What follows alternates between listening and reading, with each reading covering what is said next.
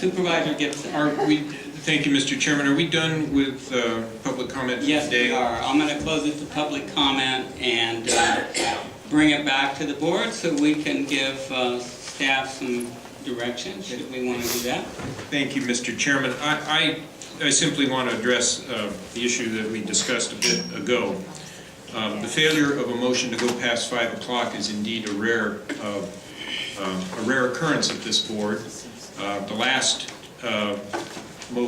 such motion that failed for lack of unanimity had the dissenting vote cast by another District 1 supervisor, of whom I was personally very fond.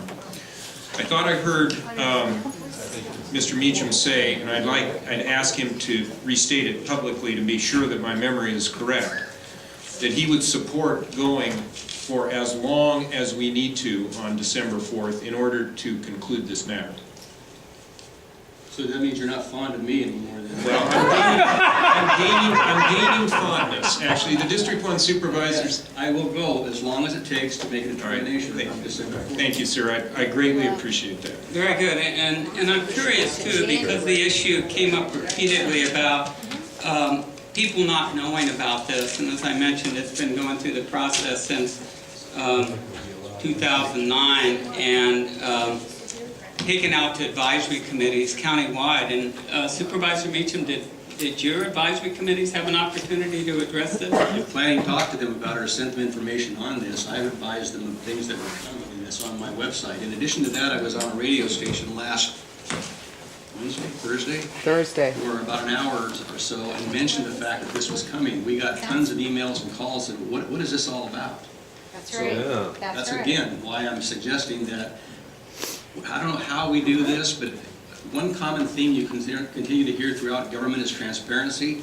Well, then we need to be doing a better job of that somehow. I'm not sure how that is, but there it is. Yeah, and I don't know if you can ever inform everybody about everything. We hear it all the time, and you know, I don't know what else we can do. There's been ample opportunity. Supervisor Teixeira. Thank you, Chairman Patterson, and just my 2 cents on this thing with the public comment and the notification. In the past month, I'm one of those goofy people that reads 3 newspapers a day. I've picked up 2 legal notices on information from the state and other agencies that affected this county and brought it to the attention of county staff, and they didn't see it. So I agree with Ms. Griffin. She's doing whatever is legally supposed to do, but people do not read the paper anymore. They do not look at that stuff. You can talk to Bruce Ray or me, the publishers in this county newspapers, and their newspaper readership is way down.